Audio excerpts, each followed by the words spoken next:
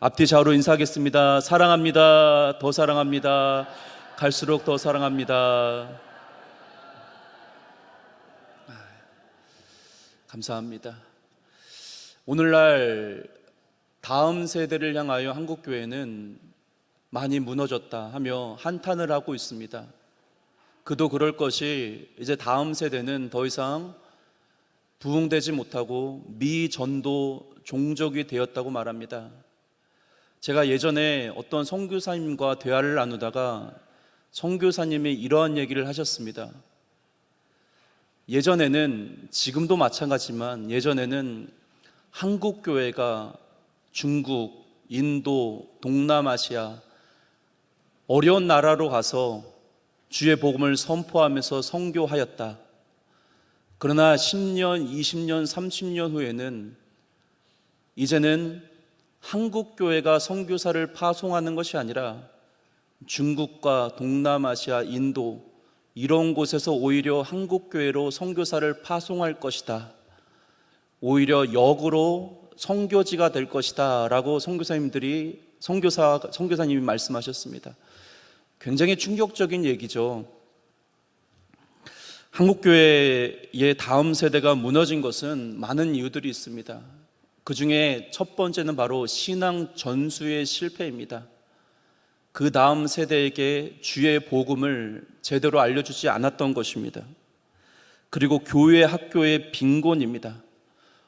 예수 그리스도의 복음을 가르쳐야 될 교회에서 도덕을 가르치거나 윤리를 가르쳤기 때문에 그렇습니다. 그리고 세속 문화의 침투입니다. 스마트폰이나 각종 세상적인 이 문화로 인하여 우리 아이들의 그 10년 가운데 세상이 침투해 오기 시작한 것이죠. 그리고 또 한 가지는 출산율 감소 등이 있습니다. 어느 한 교회 이야기입니다. 어느 한 중등부 선생님이 있었습니다. 이 중등부 선생님은 5명의 아이를 케어하고 있었는데 중등부 굉장히 힘들잖아요.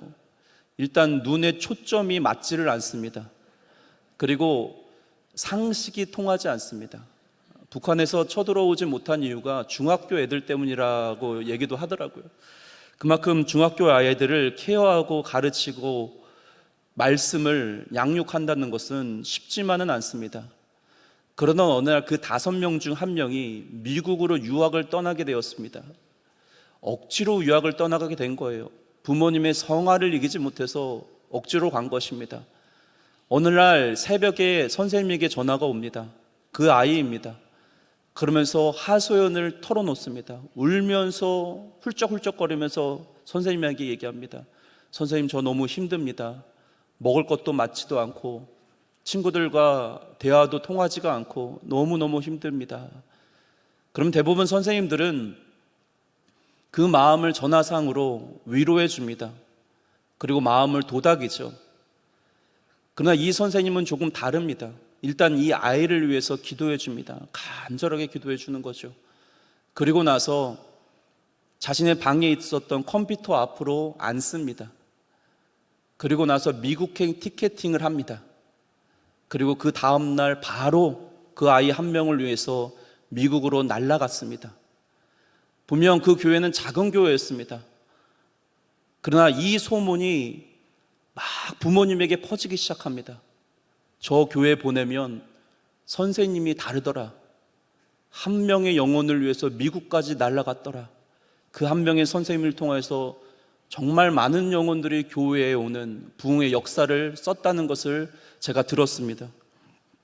우리가 다음 시대, 다음 세대를 세워야 된다고 말합니다.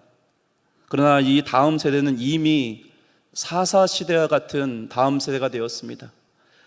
이 사사시대는 여호수아 이후 사무엘까지 약 400년 동안의 기간을 보여주고 있습니다. 근데 이 400년의 기간을 학자들마다 다르지만 눈물의 책이라고 말하는 학자들이 있습니다. 사사기서 2장 4절을 보시기 바랍니다. 여호와의 사자가 이스라엘 모든 자손에게 이 말씀을 이르매 백성이 소리를 높여 운지라. 사사기 2장부터의 시작이 바로 대성통곡입니다. 이들이 우는 이유가 무엇입니까? 그것은 바로 이들의 마음을 지배하고 있었던 죄악 때문이었습니다. 이 죄로 인하여 하나님께 크게 한 대 얻어맞으니 그 고통이 어마어마했다는 것입니다. 여러분, 우리가 이 사사기서를 보다 보면 한 가지 숨겨져 있는 패턴들이 숨어져 있습니다. 그것이 바로 죄악입니다. 첫 번째는 죄악을 범하게 되면 하나님께서 이들을 심판하십니다. 그리고 그 심판이 너무나도 고되어서, 그리고 세 번째는 회개합니다. 회개하면 하나님께서 이들을 구원해 주시고 용서해 주십니다. 여기서 끝나면 되는데 다람쥐 챗밖에 돌아가도 또 범죄를 범합니다. 그러면 하나님께 또 얻어맞습니다. 그러면 하나님께 또 회개하기 시작하고 하나님은 그들을 또 용서해 줍니다. 왜 이런 죄의 굴레를 끊어내지 못하는 것일까요? 그것은 바로 왕이 없으므로 자기 소견 옳은 대로 살아갔기 때문입니다. 이것이 바로 사사기서의 핵심이죠. 사실 하나님께서는 가나안 땅에 들어가기 직전에 신명기의 말씀을 통하여 다음과 같이 말씀하셨습니다. 신명기 7장 2절입니다. 같이 한번 읽겠습니다. 시작. 내 하나님 여호와께서 그들을 내게 넘겨 내게 치게 하시니 그때 너는 그들을 진멸할 것이라. 그들과 어떤 언약도 하지 말 것이요 그들을 불쌍히 여기지도 말 것이며. 헤렘법이죠. 진멸법입니다. 너희들이 가나안 땅을 이제 정복해 나갈 것인데, 그러면 하나도 남기지 말고 1%도 남기지 말고 100% 완전히 진멸하라라는 하나님의 명령이었습니다. 그러나 이 이스라엘 백성들은 가나안을 사람들을 완전히 진멸하지 않습니다. 오히려 그들을 노예 삼기 시작합니다. 분명 땅은 많아졌고 이제 잘 먹고 잘 살게 되었습니다. 그러니 꾀를 부리는 것입니다. 이젠 우리가 편하게 살자. 이스라엘 백성들을 노예 삼아서 더 잘 먹고 더 잘 사자는 그런 마음으로 이들을 노예 삼은 것입니다. 그래야 했을 때 하나님께서 아주 단호하게 말씀하십니다. 사사기서 2장 3절입니다. 같이 읽겠습니다. 시작. 그러므로 내가 또 말하기를 내가 그들을 너희 앞에서 쫓아내지 아니하리니 그들이 너희 옆구리에 가시가 될 것이며 그들의 신들이 너에게 올무가 되리라 하였노라. 완전히 깨끗하게 가나안 족속들을 진멸해야 되는데도 불구하고 진멸하지 않으니 옆구리에 가시가 박힐 것이다. 이 옆구리에 가시라는 것은 마치 바늘처럼 지속적으로 너희를 찌르며 괴롭히게 될 것이다 라고 말씀하고 있는 것입니다. 이렇듯 이스라엘 백성들이 옆구리에 가시를 제거하지 않으니, 뽑아내야 되는데도 불구하고 그것을 뽑아내지 않으니 오히려 이제는 그들에게 물들기 시작한 것입니다. 그런데 정말 안타까운 것은 이 가나안 족속들을 노예로 삼는 것을 넘어서 그 가나안 족속들이 섬겼던 우상까지 섬기는 것을 보게 됩니다. 오늘 본문 앞에 문맥인 2장 2절을 보면 이렇게 말씀합니다. 너희는 이 땅의 주민과 언약을 맺지 말며 그들의 제단을 헐라하였거늘 너희가 내 목소리를 듣지 아니하였으니 어찌하여 그리하였느냐. 뭐라고 말씀합니까? 제단을 헐라하였거늘, 곧 우상 숭배했던 모든 흔적들을 완전히 제거하라 했거늘 오히려 너희들이 우상 숭배자가 되었다는 것입니다. 오늘 본문 뒤에 문맥도 보시기 바랍니다. 본인의 성경으로 2장 11절을 보시기 바랍니다. 2장 11절에 위에 표제어가 있을 것입니다. 그 표제를 같이 한번 읽겠습니다. 시작. 이스라엘이 여호와를 버리다. 맞습니다. 성경에는 명확하게 이스라엘이 여호와를 버렸다고 말합니다. 하나님을 버리고 바알과 아스라소를 섬기는 우상 숭배자가 되었던 것입니다. 그러니 하나님의 말씀이 이제는 들리지가 않는 것이죠. 여러분, 인간이란 존재는 자신이 섬기는 것을 닮아가게끔 되어 있습니다. 우리가 만약 하나님만을 섬기게 되면 하나님의 형상을 닮아가게끔 되어 있습니다. 근데 우리가 하나님이 아닌 다른 우상을 섬기게 되면 그 우상을 닮아가게끔 되어 있습니다. 이것은 김희철 목사의 말이 아니라 성경이 그렇게 정확하게 명확하게 나타나고 있습니다. 시편 115편 4절과 8절입니다. 눈으로 보시고 귀로 들어보시기 바랍니다. 그들의 우상들은 은과 금이요 사람의 손으로 만든 것이라. 입에 있어도 말하지 못하며 눈이 있어도 보지 못하며 귀가 있어도 듣지 못하며 코가 있어도 냄새 맡지 못하며 손이 있어도 만지지 못하며 발이 있어도 걷지 못하며 목구멍이 있어도 작은 소리조차 내지 못하니라. 같이 한번 읽겠습니다. 우상들을 만든 자들과 그것을 의지하는 자들이 다 그와 같으리로다. 우상을 만드는 자들과 우상을 의지하는 자들은 다 그와 같으리라. 우상처럼 똑같이 닮아갈 것이다 라고 말씀하고 있는 것입니다. 우상의 특징이 무엇입니까? 귀는 있습니다. 근데 듣지를 못합니다. 눈은 있습니다. 그러나 보지를 못합니다. 그런데 그 우상을 섬기는 자들도 똑같습니다. 아무리 10년, 20년, 30년 하나님의 말씀을 들어도 내 안에 이 우상 덩어리를 끄집어내지 못하면, 제거하지 못하면 하나님의 말씀이 들리지 않습니다. 왜요? 그 우상을 닮아가고 있기 때문에 그렇습니다. 영적으로 주님을 바라봐야 되는데 그것을 바라보지 못하는 것이죠. 돈이라는 우상을 섬기게 되잖아요. 명예와 권력과 권세라는 이런 우상을 섬기게 되면 가장 먼저 일어나는 현상이 바로 하나님의 말씀이 들려지지 않는 영적인 귀가 틀어막히는 것입니다. 여러분, 돈이 최고다, 돈이 나를 만족하게 한다, 이런 돈으로 우상을 섬기는 분들을 보면 이상하게도 돈을 닮아갑니다. 이 말도 처음부터 끝까지 다 돈입니다. 여기 땅이 좋더라, 저기 땅이 좋더라, 저 아파트를 사면 더 뛰더라. 이 인상이나 느끼는 그 풍기는 느낌들이 점점 돈을 닮아가기 시작합니다. 정치도 마찬가지입니다. 정치 권력을 소유하고자 그 정치라는 것을 우상으로 숭배하는 사람들을 보면 처음에는 분명 안 그랬던 것 같은데 점점 세상이라는 정치 권력의 우상 숭배자들이 점점 그 인상들이나 느끼는 품격들이, 느낌들이 계속적으로 세상을 닮아가기 시작합니다. 결국 인간은 자신을 섬기는 것을 닮아가게끔 되어 있는 것으로서 불행하게도 지금 이스라엘 백성들이 우상을 섬김으로 하나님의 말씀이 전혀 들려지지 않습니다. 그리고 주님을 바라보질 못하는 것이죠. 첫 번째 우리가 기억해야 될 것은 여호수아 위에 생존한 장로들의 존재들입니다. 사실 참된 지도자가 있었던 리더자 여호수아가 살았을 당시만 해도 이 지경까지는 되진 않았습니다. 그래도 하나님의 말씀을 몸부림치며 지키려고 했고 가나안 정복의 과제를 충실하게 이행하려고 했습니다. 오늘 본문의 말씀은 두 세대를 비교하고 있죠. 쉽게 말씀드려 모세 시대는 1세대입니다. 여호수아 시대는 2세대입니다. 그러나 여호수아 장로들이 죽은 이후의 시대는 3세대입니다. 본문의 말씀은 여호수아 시대 2세대와 3세대를 비교하고 있는 것이죠. 2세대까지만 해도 괜찮았다는 거예요. 경외할 줄 알았다는 것입니다. 본문 7절입니다. 7절 같이 한번 읽겠습니다. 시작. 백성이 여호수아가 사는 날 동안과 여호수아 뒤에 생존한 장로들 곧 여호와께서 이스라엘 위하여 행하신 모든 큰 일을 본 자들이 사는 날 동안 여호와를 섬겼더라.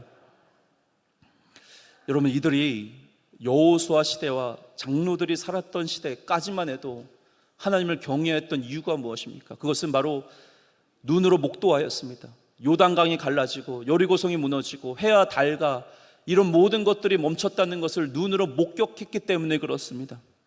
여러분, 우리가 이 체험신학이라는 것을 제대로 정립을 할 줄 알아야 합니다. 왜냐하면 하나님의 말씀을 무시하고 내가 무엇을 보았다, 내가 무엇을 경험하였다, 내가 무슨 환상을 보았다, 내가 무슨 꿈을 꾸었다, 이런 극단적인 체험신앙을 강조하게 되면 교회는 결코, 그러게 되면 교회는 무너지게 되어 있습니다. 그러나 그와 반대로 또 극단적인 분류들이 있습니다.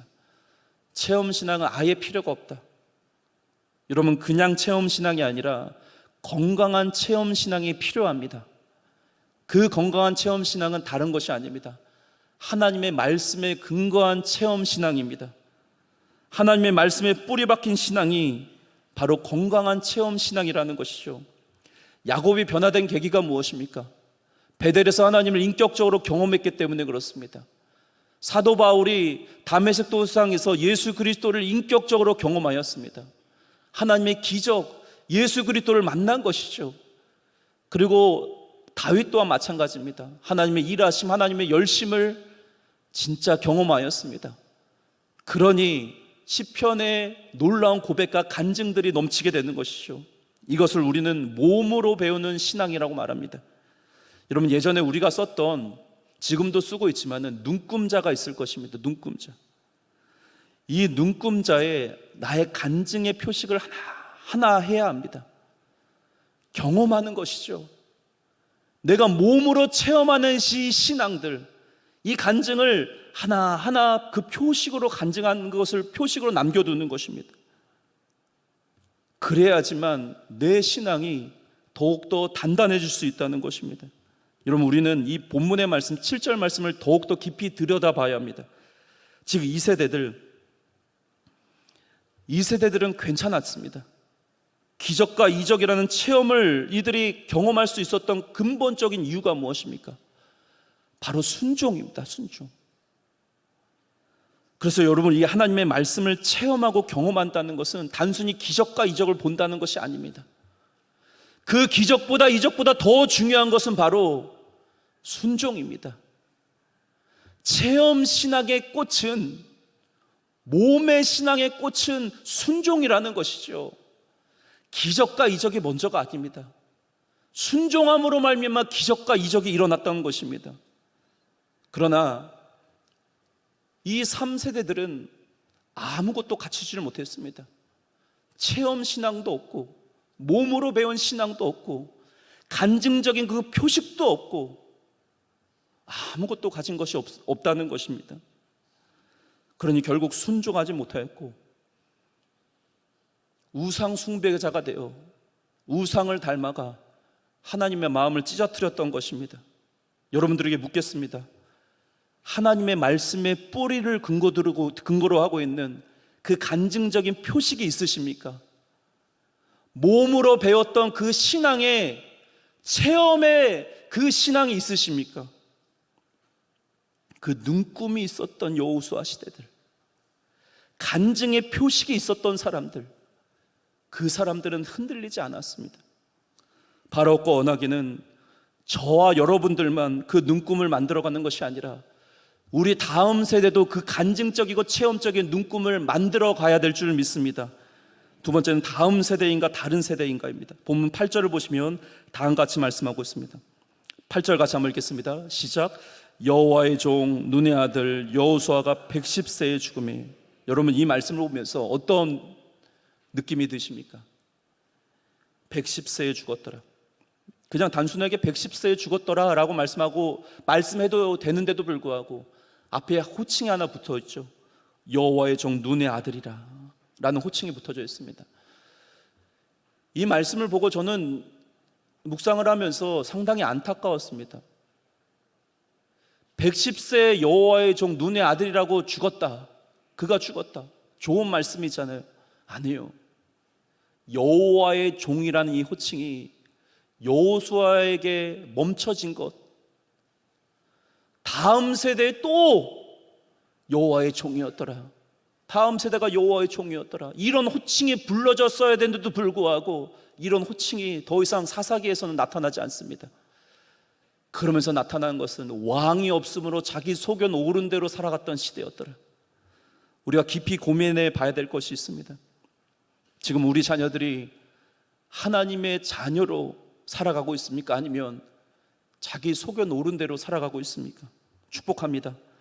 다음 세대가 자기 소견 오른 대로 살아가는 세대가 아니라 여호와의 종으로 살아가는 세대가 되어야 될 줄 믿습니다. 그리고 10절을 같이 한 목소리 읽겠습니다. 시작. 그 세대의 사람과 다 그 조상들에게 돌아갔고 그 후에 일어난 다른 세대는 여호와를 알지 못하여 여호와께서 이스라엘 위하여 행하신 일도 알지 못하였더라. 우리가 잘 알고 있는 말씀이죠. 여호수아와 장로들이 살았던 시대만 해도 이들은 다른 세대가 아니라 무슨 세대였습니까? 다음 세대였습니다. 다음 세대. 그러나 여호수아가 죽고 장로들이 다 죽은 이후에는 이들은 이제는 다음 세대가 아니라 다른 세대가 되었던 것입니다. 이들의 특징 중 하나는, 다른 세대의 특징은 바로 하나님께서 행하신 일들을 알지 못하였고 더 충격적인 것은 하나님을 알지 못하였더라라고 말씀하고 있습니다. 알다, 히브리어도 야다이죠. 정인격적인 체험을 말합니다. 인격적으로 만난 것을 말하죠. 근데 여기에 로가 붙어져 있습니다. 부정문이 붙어져 있습니다. 즉 알지 못하였더라. 경험적으로 알지 못하였더라. 여러분, 제가 유재석 씨를 잘 알고 있습니다. 그분은 1972년 8월 14일생입니다. 서울시 성북구 수유동에서 태어났습니다. 그리고 지금은 강남구 논현동에 살고 있습니다. 제가 웃지 않고 얘기하니까 굉장히 심각한 것 같아요. 웃으면서 말할게요. 예. 1972년 8월 14일 서울시 성북구 수유동에서 태어났습니다. 지금 강남구 논현동에 살고 있습니다.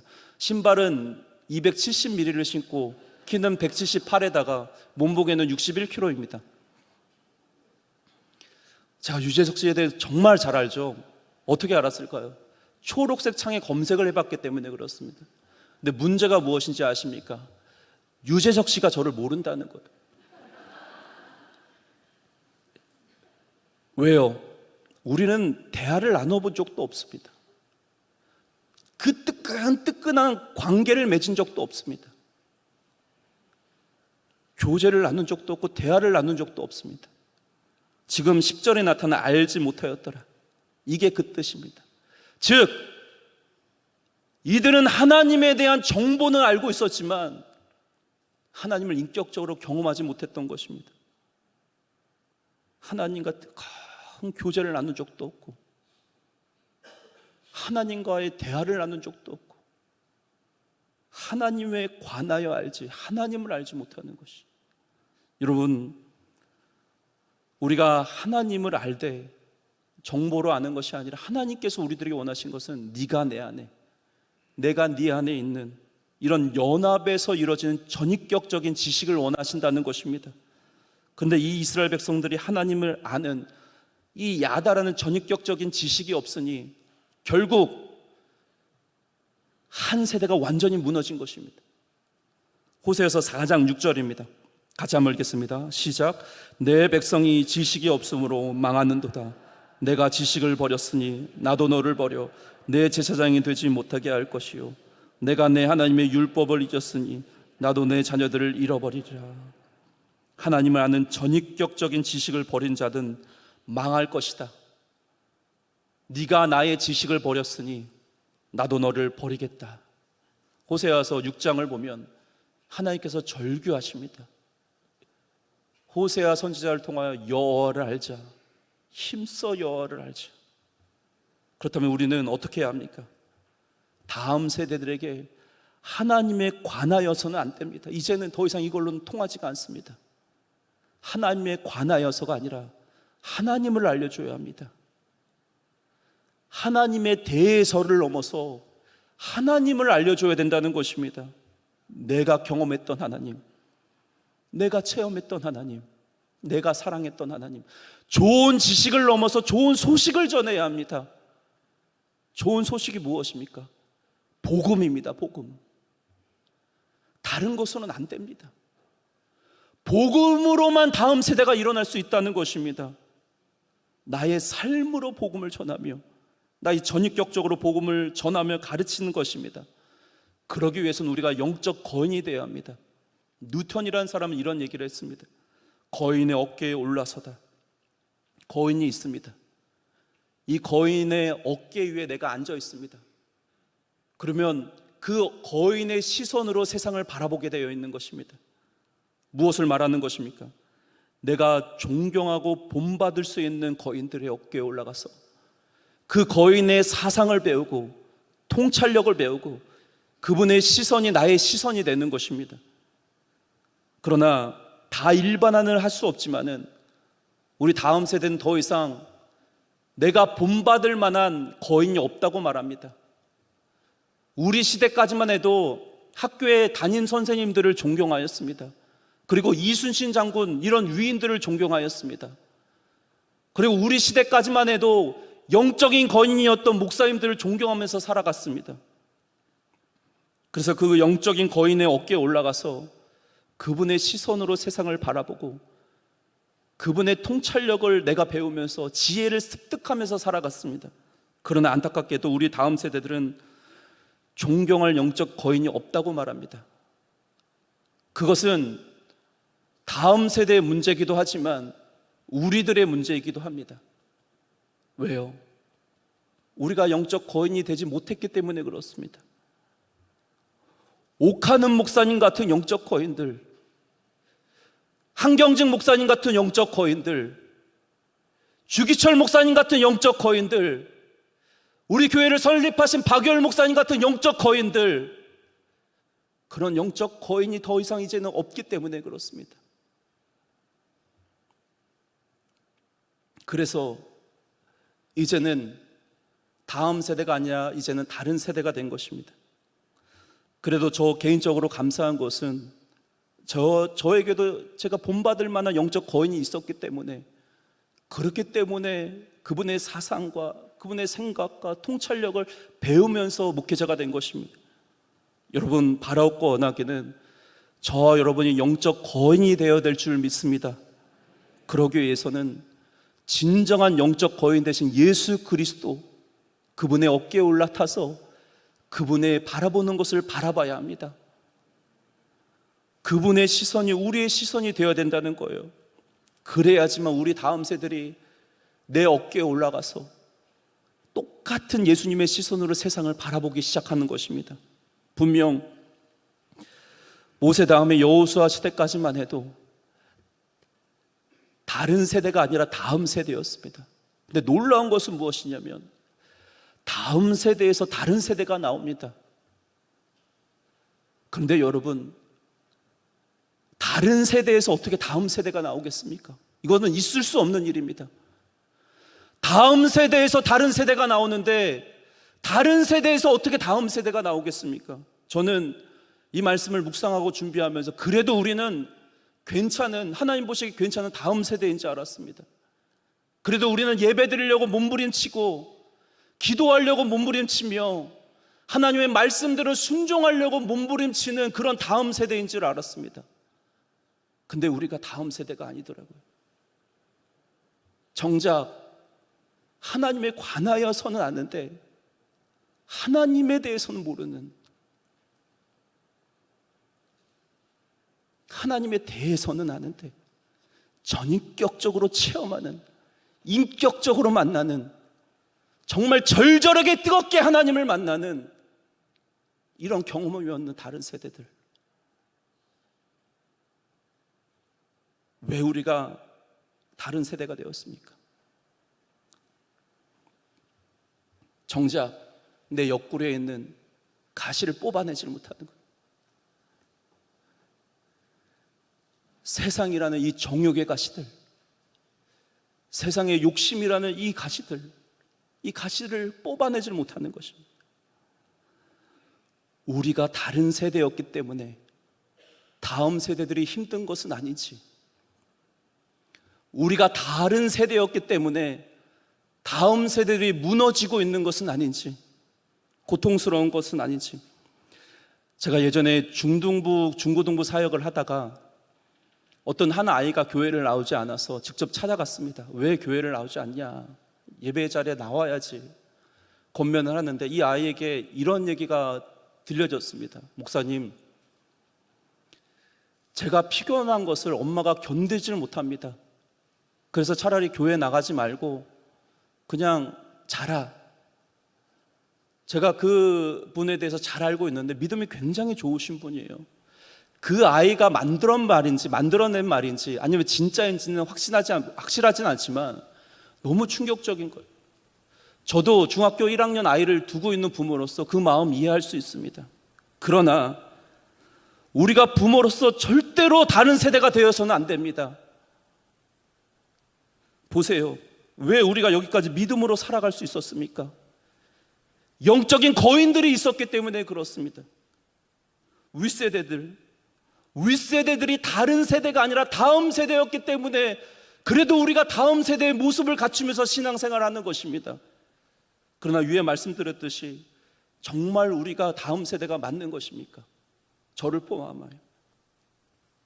이미 우리가 다른 세대가 되어 것은 아닙니까? 여러분, 우리가 이 옆구리에 있는 지독한 가시를 예수 그리스도의 십자가로 완전히 제거해야 될 줄 믿습니다. 보내주세요. 교회 학교 수련회에 보내주세요. 교회 학교, 여름 성경학교에 보내주세요. 아니, 이것을 넘어서 매주 우리 아이들을 주일학교에 보내주세요. 예배 참석할 수 있도록 도와주세요. 제가 이 말씀을 준비하면서 반복적으로 나오는 것은 안타깝다. 그런데도 불구하고 우리 하나님은 이들을 포기하지 않습니다. 이게 놀랍습니다.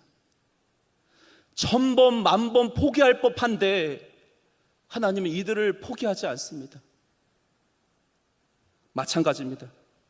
하나님께서 우리 세대를 포기하지 아니하듯이 우리 다음 세대, 우리 자녀들을 포기하지 아니할 줄 믿습니다.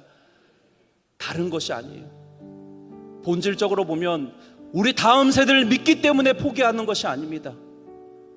우리 자녀들을 믿기 때문에 포기하는 것이 아니라 하나님의 언약 때문에 그렇습니다. 아브라함에게 있던 언약, 하나님께서 약속하신 그 언약 때문에 하나님께서 이스라엘 백성들을 끌고 가는 것입니다. 마찬가지입니다. 나는 할 수 없습니다. 우리에게는 능력이 없습니다. 그러나 하나님께서 붙드시면 반드시 놀라운 부흥의 역사가 일어날 줄 믿습니다. 진정한 영적 거인이 되십시오. 이 세대 가운데 끌려다니지 마시고, 이 세대 가운데 무릎 꿇지 마시고 영적 거인이 되셔서 하나님께 쓰임받는 우리 모두가 되시기를 주님의 이름으로 축복합니다. 같이 찬양하겠습니다. 세상 모든 민족이 구원을 얻기까지 쉬지 않으시는 하나님, 주의 심장 가지고 우리 이제 일어나 주 따르게 하소서. 세상 모든 육체가 주의 영광 보도록 우릴 부르시는 하나님, 주의 손과 발 되어 세상을 치유하며 주 섬기게 하소서. 물이 바다 덮음같이,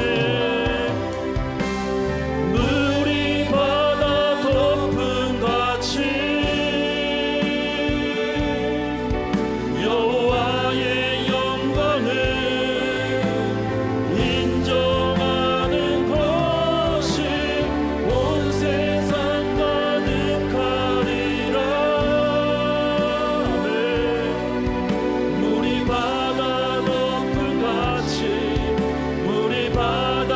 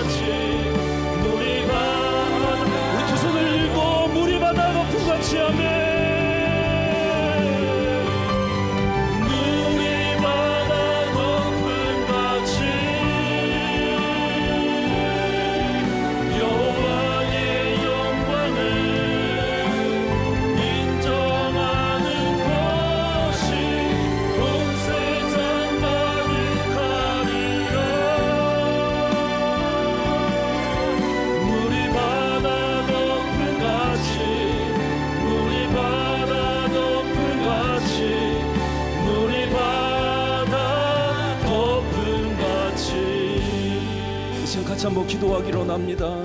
하나님, 우리 모두에게 하나님을 알아가는 전인격적인 지식을 허락하여 주시옵소서.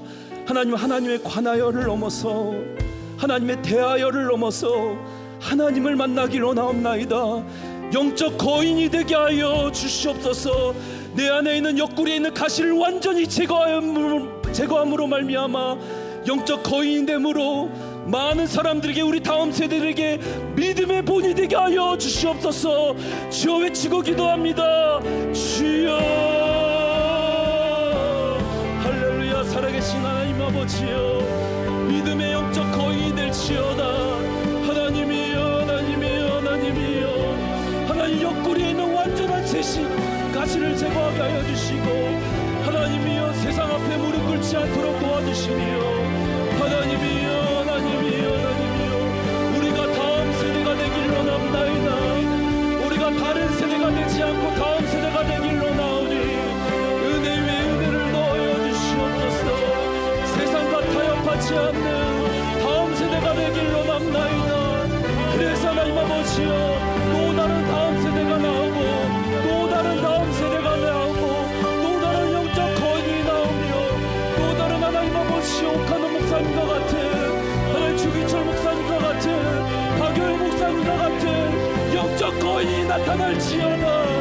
우리 모두가 영적 거인이 됨으로 말미암아 다음 세대의 믿음의 본을 보이며 살아갈 수 있도록, 신앙의 본을 보이며 살아갈 수 있도록 은혜 위에 은혜를 더하여 주시옵소서.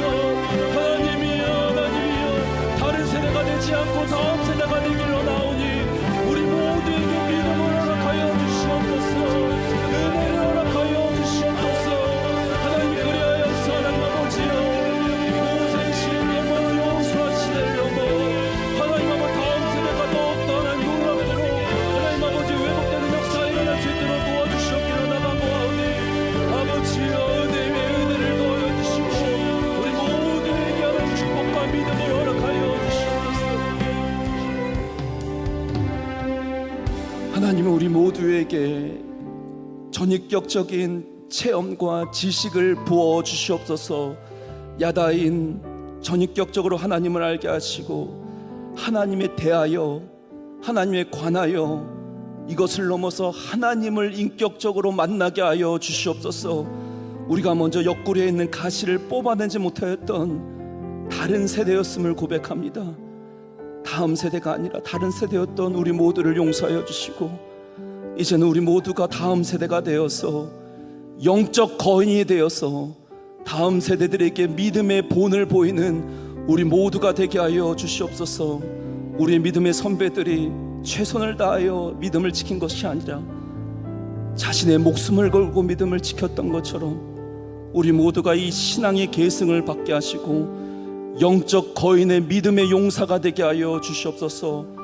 수해로 피해 입은 모든 이재민들을 하나님 불쌍히 여겨주시고 속히 복구될 수 있도록 은혜 위에 은혜를 더하여 주시옵소서. 감사하며 살아계신 예수님의 이름으로 기도드리옵나이다. 아멘.